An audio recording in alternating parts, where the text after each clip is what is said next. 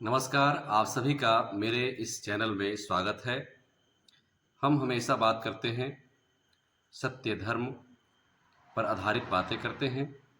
जो ही बातें मेरे चैनल पर बोली जाती हैं, वह काफ़ी प्रयास के बाद आप सबके समक्ष रखी जाती है। आज मैं चर्चा करना चाहता हूं कि देश के प्रधानमंत्री जी जो आह्वान किए हैं, जो समस्याएं आ रही हैं हमारे देश में, जैसे कि कम से कम पेट्रोल का प्रयोग किया जाए, सोना चांदी की खरीदारी कम से कम की जाए, अनावश्यक विदेश भ्रमण पर रोक लगाया जाए और देश के अंदर ही घुमा जाए।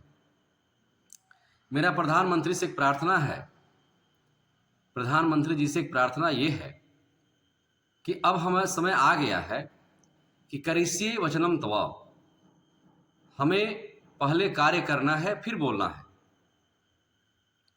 मैं प्रार्थना करना चाहता हूं इस चैनल के माध्यम से कि प्रधानमंत्री जी सबसे पहले जितने भी विधायकगण हैं, नेतागण हैं, मंत्रीगण हैं, एमपीज हैं, वे सभी लोग अपने अपने संसाधनों में इस अभियान का हिस्सा मुख्य रूप से बने।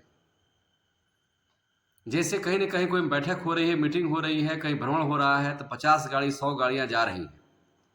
इस पर तुरंत प्रतिबंध लगाया जाए ताकि आम जनता के मन में आपके द्वारा इस अभियान के प्रति विश्वास जगे।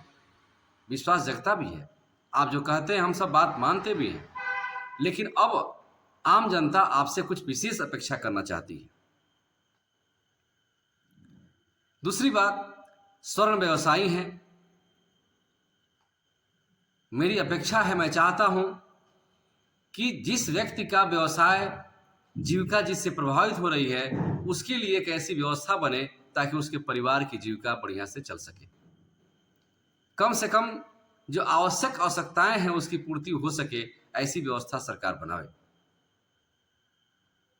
निसंदेह रूप से जब देश है तभी हम लोग हैं, हम लोग तत्पर हैं, तैयार हैं आपके इस अभियान के साथ कदम से कदम मिलाने के लिए। जितने भी नेतागण हैं, जो उनके पेंशन मिलते हैं, जो उनको तनख्वाह मिलते हैं, उस पर कमी की जाए ताकि हमारा कोष में वृद्धि हो, हम समस्याओं से अपने आप को उबार पाएं, निकाल पाएं। और दूसरी बात, नौजवानों में विश्वास का भाव जगाया जाए। ज्ञान का आधार संस्कार होना चाहिए। मैं देख रहा हूं खासकर बिहार के परिप्रेक्ष्य में सरकार अपनी संपूर्ण शक्ति केवल सरकार बचाने में, मंत्री बनाने में, विभाग को बांटने में लगा दे रही है। क्या सरकार को प्रतिदिन या सप्ताह की अपनी फीडबैक नहीं देनी चाहिए? सरकार भी अपने धर्म का पालन सजगता से करे, विपक्ष भी एक कुशल आलोचक बने ताकि समाज का विकास हो सके। सारी बातें होती है कि किसी राज्य की राजधानी में ये विकास, वो विकास, ऐसा नहीं। प्रत्येक जिले में कैसे विकास हो। अगर जिला 60-70 किलोमीटर के रेडियस में बसा हुआ है तो ऐसी व्यवस्था बनाया जाए कि अंतिम छोर से व्यक्ति कोई चलना चाहे तो 1 से 2 घंटे में जाकर जिला हेडक्वार्टर में पहुंच जाए और अपने कार्य को फिर घर चला आवे। तब जाकर के हम सबको अनुभव होगा कि नहीं, हमने सही से वोट दिया, हमने वोट दिया तो उसका लाभ मिल रहा है। यानी कि लाभ का भी विकेंद्रीकरण होनी चाहिए, लाभ का केंद्रीकरण नहीं होना चाहिए।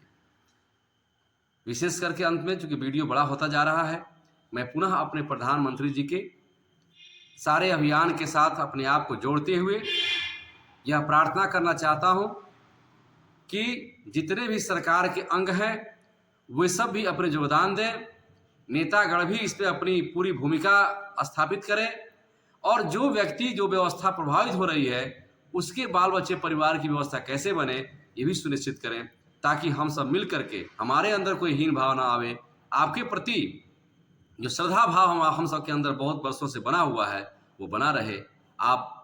आपको हम लोग अपना भीष्म पितामह मानते हैं, आप लोग, आपको हम सब पिता तुल्य मानते हैं, वो गरिमा बनी रहे। इन्हीं शब्दों के साथ मैं अपनी वाणी को विराम देता हूँ। पुनः आगे एपिसोड में आप सबसे मिलूंगा। तब तक के लिए धन्यवाद। नमस्कार। ओम भारत माता की जय।